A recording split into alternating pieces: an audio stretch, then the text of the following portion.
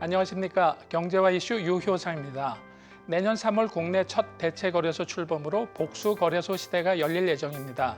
69년 동안 이어진 한국거래소 독점 체제가 막을 내리고 증권거래가 경쟁시장 체제로 전환하게 되는데요.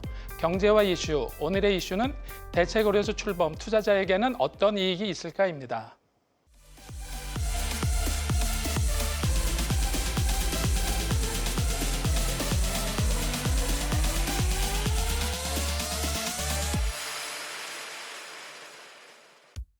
대체거래소 넥스트레이드 내년 3월 출범. 6월 금감원 증권사 최선 집행 의무 가이드라인 발표. 대체거래소 일부 증권사 불참 의사. 안녕하세요. 경제와 이슈 나연지입니다. 내년 3월부터 직장인이 퇴근 후에도 여유롭게 주식을 사고 팔 수 있게 되는데요. 한국거래소 독점 체제를 깰 대체거래소 넥스트레이드가 본격 출범을 앞두고 있습니다. ATS, 대체거래소는 말 그대로 정규 증권거래소의 주식 매매 기능을 대체하는 거래소를 의미하는데요. 해외 선진시장은 이미 다양한 대체거래소가 활성화되어 있습니다.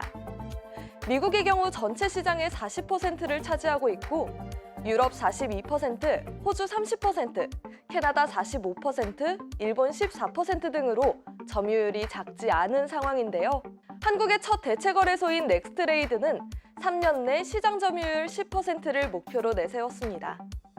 대체거래소 도입에 따른 가장 큰 변화는 거래 시간 증가인데요.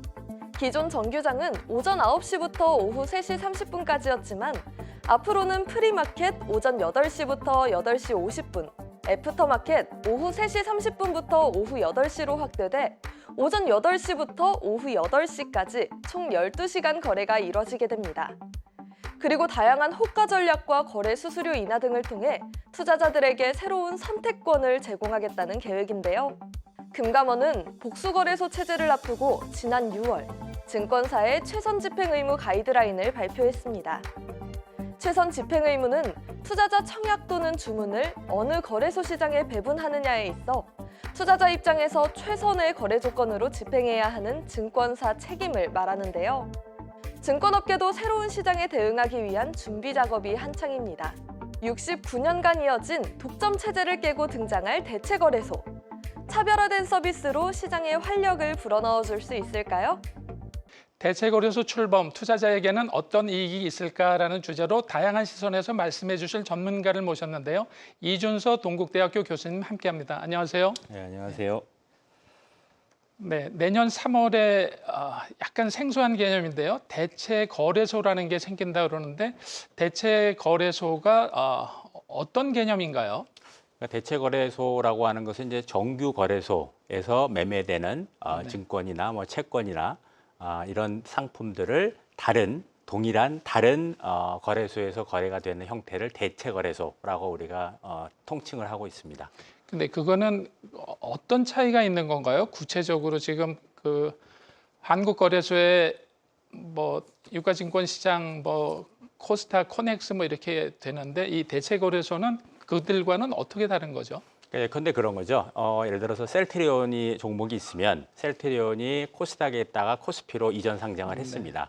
그럼 이제 코스피나 코스닥이나 코넥스에 상장된 동일한 주식이 대체거래소에서도 상장이 돼서 동일하게 거래가 되는 거죠. 그래서 한국거래소에서는 각 개별 주식마다 별도의 시장에서 상장이 되는 반면에 대체거래소는 한국거래소에 상장된 종목들을 동일한 종목을 거래할 수 있는 거래 시스템이다라고 보시면 될 것 같습니다. 그럼 언뜻 들으면 좀 굉장히 이상한데 지금 뭐 잘하고 있는데 왜 그런 시장이 필요할까 굉장히 궁금해할 것 같은데요.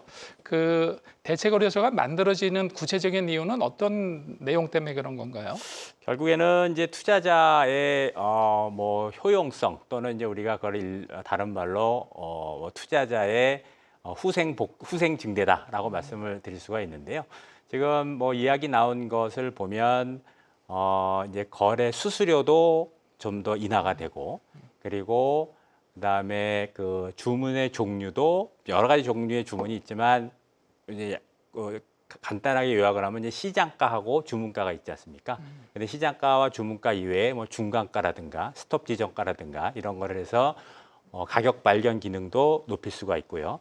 그리고 이제 전산 시스템 개발이 돼서 뭐 거래 속도도 좀 빨라질 테고, 그래서 결국에는 이제 투자자의 효용 증대, 그리고 이제 중장기적으로 보면 아무래도 우리가 이제 그런 말 하지 않습니까? 이제 경쟁은 혁신을 낳는다라는 말 이야기하는 것처럼 아무래도 이제 두 개의 기관이 서로 경쟁을 하다 보면 좋은 방향으로 뭐 혁신도 이루어지고 그 과실을 투자자들이 향유할 수 있는 그런, 그래서 투자자의 복지 증진 또는 이제 후생 증대, 그리고 이제 시장 측면에서 보면 가격 효율성 증대의 목적이 있다라고 이야기할 수가 있겠습니다. 그럼 이런 대체 거래소가 그 처음에 미국에서 출발을 한 건가요? 지금 그 세계적으로는 상황이 어떤 상황이 전개되고 있나요?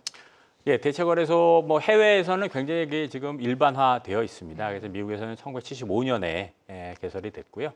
일본은 같은 경우는 98년에 개설이 됐고, 그런데 이제 조금 우리하고는 개념이 다른 게 미국 같은 경우에는 이제 대체거래소가 인가제가 아니라 등록제입니다. 네. 그래서 누구나 그러니까 그런 시설들을 갖추면 개설할 수 있는 거고요. 그래서 정확하게 이제 대체거래소의 정의 자체가 미국에서는 브로커와 딜러로 구성된, 그래서 이제 매입자와 매도자를 합치시키는 일종의 플랫폼 제공을 하는 걸 다 그냥 ATS라고 통칭을 하고 있고요. 그래서 지금 미국 같은 경우에는 한 대체거래소 한 75개 정도로 있는 것으로 알려져 있고, 조사 시점마다 조금씩 다릅니다. 75개로 조사가 되고 있고, 그 중에서 이제 대체거래소가 꼭 주식만 거래를 하는 것이 아니기 때문에 뭐 채권도 하고 아까 말씀드린 것처럼 뭐 파생상품도 하고 뭐 ETF도 하고 뭐 이런 상황이 돼서, 그 중에서도 이제 미국 상장 주식만을 거래하는 대체거래소, 일명 우리가 이제 폼 ATSN이라고 하는데, 우리 이제 ATS랑 우리 지금 넥스트레이드가 하고자 하는 그런 우리나라에서 하고자 하는 대체거래소랑 비슷한 그런 유형은 31개로 되어 있습니다. 그래서 굉장히 많네요. 예. 뭐 거기는 미국은 이제 정규 거래소 자체도 24개가 있으니까요. 그래서 전체 주식 거래 비중이 한 11%, 그리고 국채 한 40%, 회사채 한 10% 정도를 그 대체 거래소에서 거래가 이루어지고 있고요. 그리고 이제 대체 거래소가 조금 더 뭐 정착이 되고 조금 더 진화가 되다 보면은 미국 같은 경우는 이제 대체 거래소가 정규 거래소로 전환되는 경우가 상당히 많습니다. 그래서 처음에는 대체 거래소로 시작을 했다가 정규 거래소로 바뀐 것까지 다 합치면 미국 주식 거래량의 한 28%까지도 대체 거래소가 차지하고 있다라고 이야기할 수가 있겠습니다. 그러면 미국같이 이렇게 활발한 데들은 SEC가 나름대로 시장의 그 점유율을 좀 가이드라인을 주나요? 아니면 완전 경쟁 체제로 그 시장 점유율은 그 본 거래소하고 대체 거래소하고의 그냥 경쟁 체제로 이렇게 만들어지는 건가요? 대부분 경쟁 체제인 걸로 알고 있습니다. 그런데 이제 조금 더 우리랑은 다른 게, 미국 같은 경우에는 대체 거래소가 개인 투자자를 위한 시장이다기보다는 기관 투자자를 위한 시장으로 인식이 많이 됩니다. 그래서 거래 시간도 정규 거래소 시간과 거의 일치를 하고, 이제 우리 그 서학 개미들이 많이 이용하고 있는 건 이제 블루오션 ATS라고 해서, 그건 오버나이트 하는 거는 조금 그 많지가 않은 그 대체 거래소 중에 하나인 거고요. 일반 개인 투자자를 위한 거는요.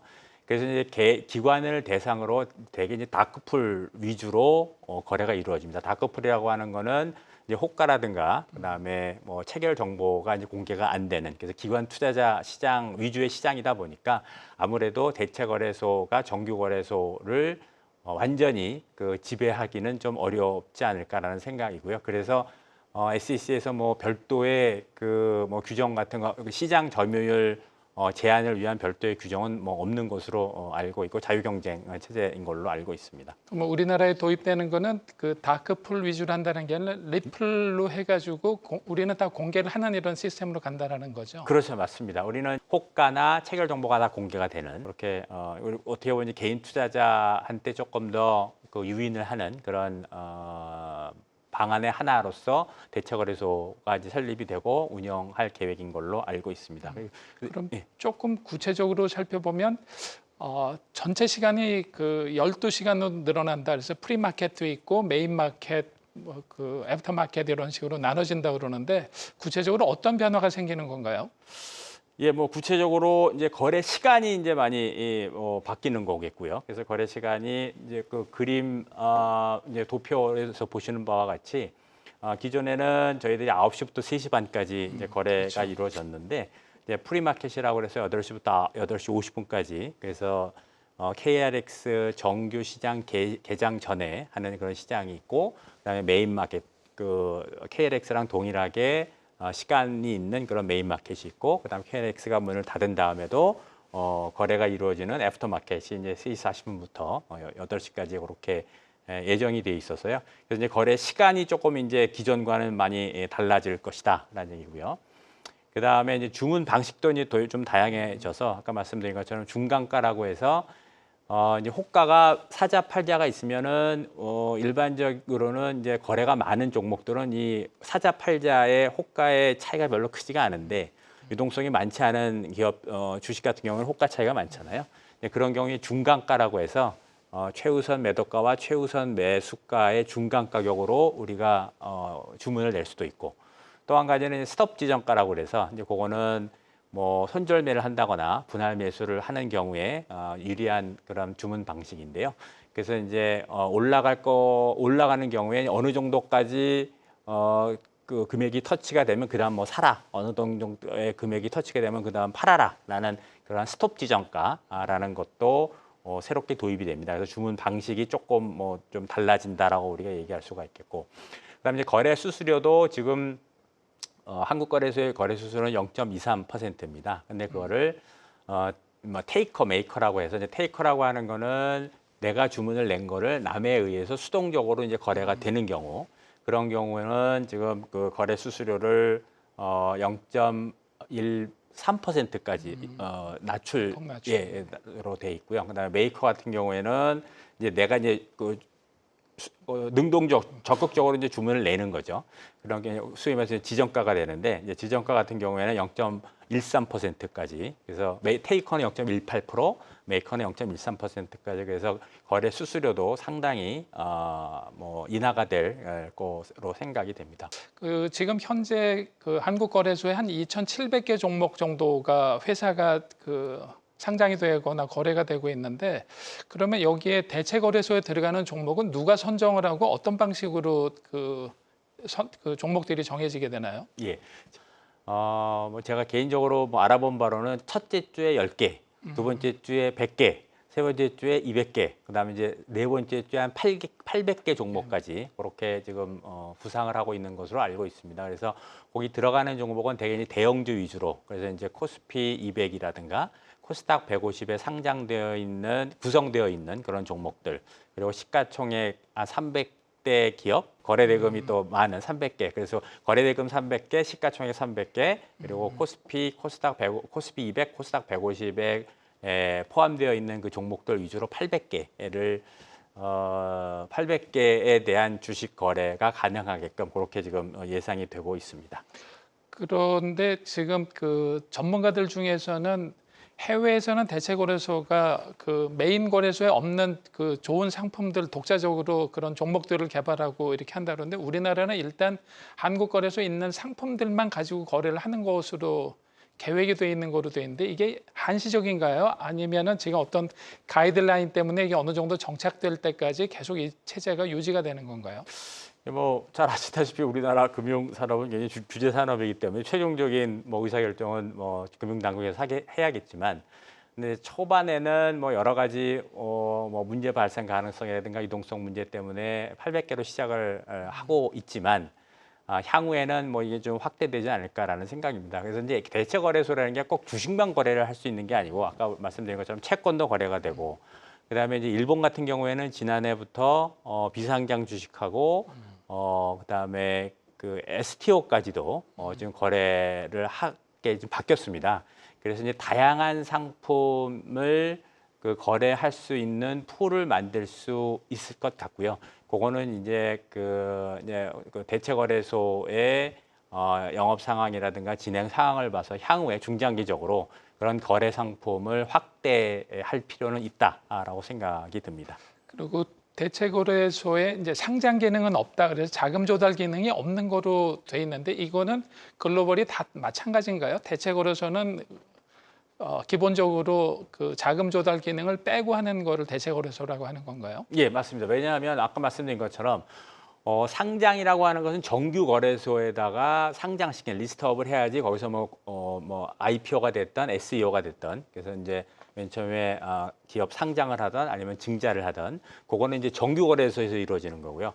대체 거래소는 정규 거래소와 동일한 종목이 상장돼 있다 보니까 유동성이 그만큼 많아질 수는 있겠죠. 그래서 이제 직접적인 자금 조달의 효과는 없겠지만 예를 들어서 증자를 하는 경우에 유동성이 많이 공급이 되면 수급에 따라 주가는 올라갈 테고 주가가 올라가면 증자했을 경우에 증자에 대한 그 금액 자체가 올라갈 수가 있기 때문에 직접적인 증자 효과라기보다는 직접적인 자금 조달의 효과보다는 간접적으로 추가적인 자금 조달의 효과는 향유할 수 있겠죠.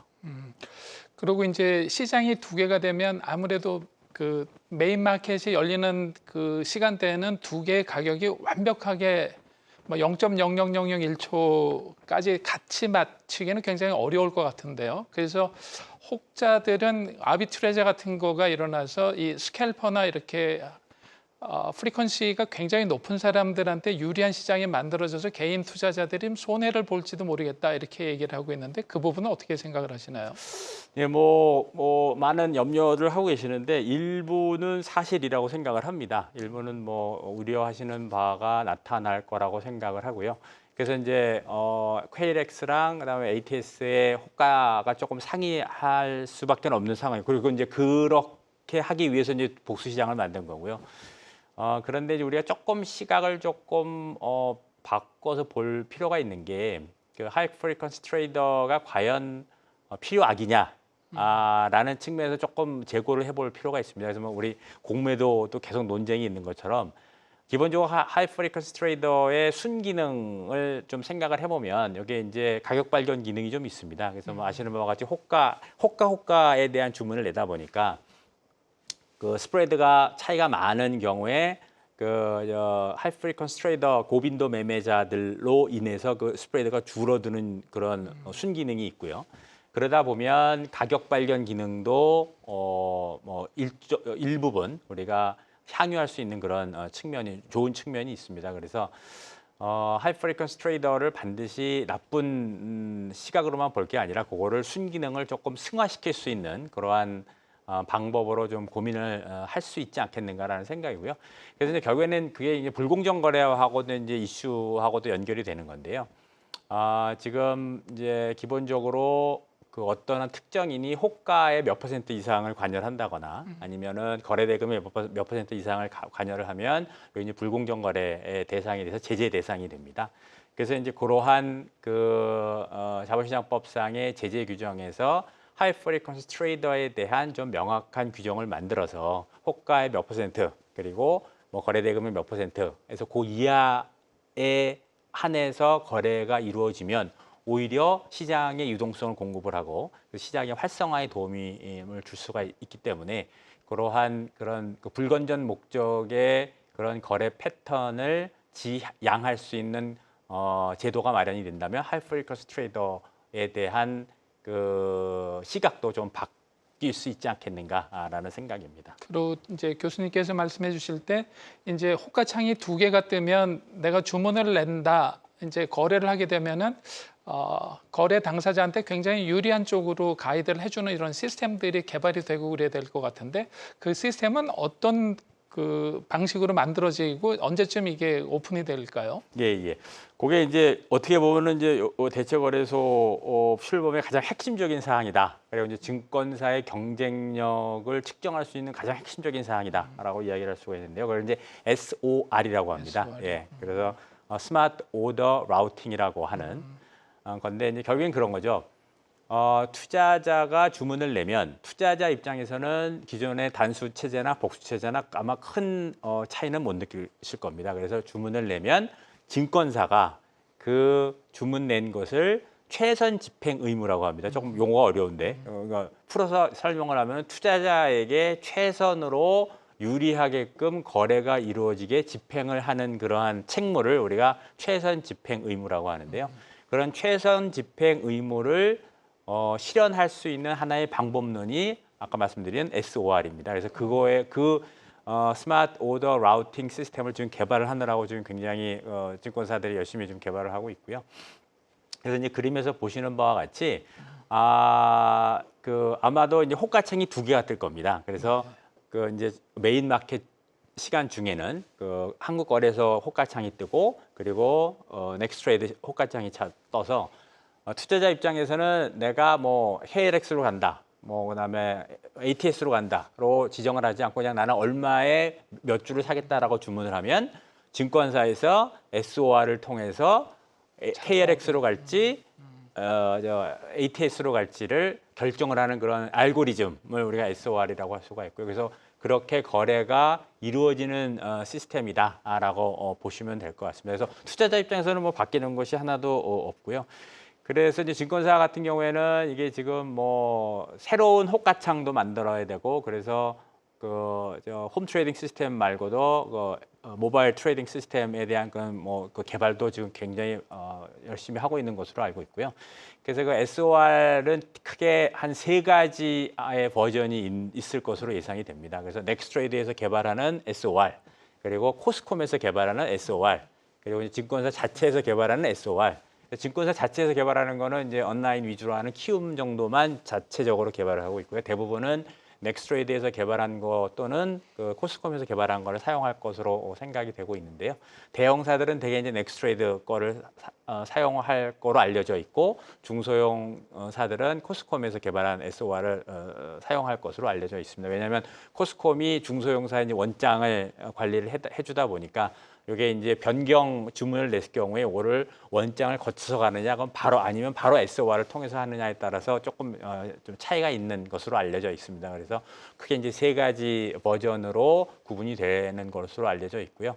그래서 SOR 같은 경우, 넥스트레이드 SOR 같은 경우에는 작년부터 TF를 만들어서 지금 증권사들하고 쭉 개발을 했고 아마도 이번 달 말에 그 베타 버전이 나오는 걸로 알려져 있습니다. 그래서 베타 버전 나와서 좀 11월까지 좀 테스트를 해보고 11월 정도에 이제 그 파이널 버전이 나오는 것으로 알려져 있습니다. 그런데 이제 이런 의문이 좀 드는데요. 지금 우리나라 시장 자체가 이렇게 크지 않고 거래 금액이 조금 문제가 있어서 작은데 이게 과연 증권사들이 이런 시스템들을 돈을 들여갖고 새로 개발을 하게 되면 트레이딩 볼륨이 늘어날 것인가 아니면 그냥 제로섬에서 뺏어 먹을 것인가 해서 후자가 된다 그러면은 증권사 입장에서 이렇게 막대한 돈을 들여서 이렇게 복잡한 일을 하지 않을 것 같은데 이게 구체적으로 어떤 전망을 예상하면서 진행을 하게 되는 건가요? 이제 기본적으로 대체거래소가 차지하는 볼륨이 한 10%, 뭐 15% 많게는 뭐 정규거래소까지 이제 변환된 것까지 하면 한 20%까지로 봐서 맥시멈 한 10에서 20%로 이제 볼륨이 증가하는 걸로 보고 있고요. 근데 다만 이런 건 있습니다. 이게 이제 69년, 70년 동안 독점 체제로 이루어지고 있던 거래소의 시장이 복수 체제로 되다 보니까 분명히 차익 거래의 기회가 존재할 것이다. 그래서 해외 투자자들이 차익 거래에 대한 관심은 굉장히 높은 것으로 알고 있습니다. 그래서 차익 거래를 위한 투자의 몫은 반드시 좀 존재를 할 것으로 좀 보이고요. 그 다음에 최근 이제 우리 주식시장에서 밸류업 하고 있는데 하나의 중요한 커다란 화두인데요. 그래서 이제 밸류업을 하는 하나의 방법론으로서 이 대체 거래소도 좋은 우리의 이제 홍보 포인트가 되지 않겠는가라는 생각에서 뭐 10% 정도에서 뭐 장기적으로는 20% 지금 뭐 넥스트레이드도 3년 10%를 지금 목표로 하고 있더라고요. 그래서 그 한 10%에서 20%까지 성장을 하는 여러 가지 요인 중에 해외 투자자들의 그 도움도 일정 부분 존재할 것이다라고 이야기를 할 수가 있겠습니다. 그럼 내년 3월에 열어서 이게 성공적으로 안착이 된다 안 된다에 대한 판단은 어떤 거로 좀 봐야 될까요? 그건 뭐 여러 가지 요소로 볼 수가 있을 것 같은데 제일 중요한 거는 그러니까 새로운 시스템 도입에 대한 초기에 거래 시스템의 안정성이 이제 초단기적으로는 제일 중요하겠고요. 아무래도 전산 시스템을 개발을 했는데 처음에 뭐 약간의 뭐 문제가 발생한다고 하면 그 시장의 신뢰성 자체가 저하가 되는 거니까요. 그래서 이제 가장 극초반에는 시스템의 안정성이 그 성공 여부를 결정짓는 중요한 요소가 되겠고, 그 다음에는 결국엔 이제 거래량이겠죠. 거래량이 얼마나 많이 늘어날 것이냐. 특히 지금 목표로 하고 있는 애프터마켓, 프리마켓은 뭐 그 실제로 기대가 프리마켓보다는 애프터마켓의 기대가 훨씬 크고요.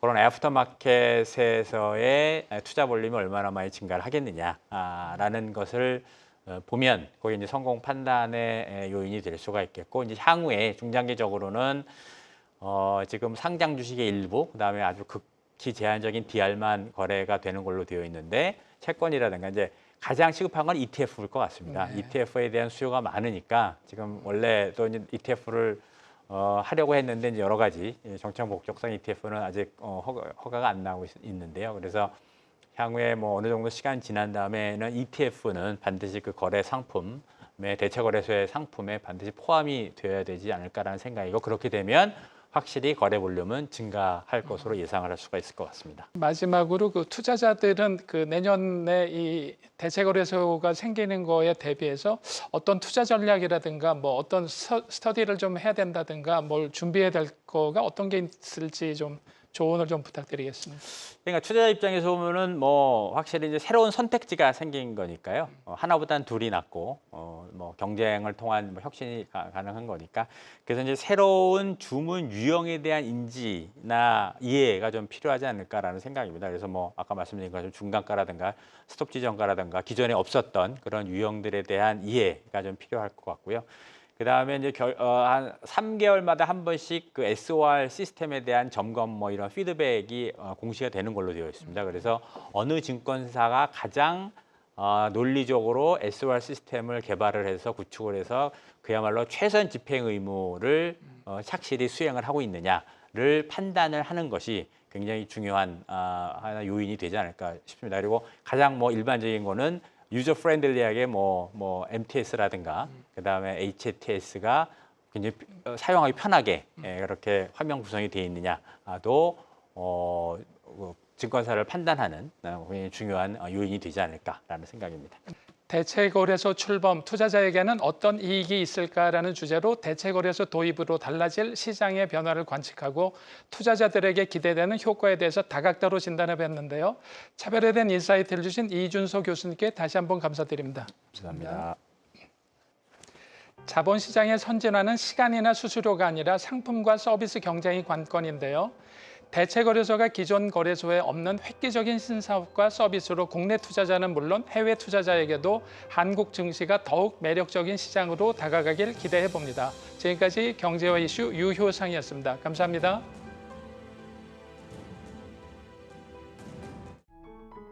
계속해서 다양한 경제 이슈를 알고 싶다면 구독과 좋아요, 알림 설정 부탁드립니다. AI 캐스터 권미정이었습니다.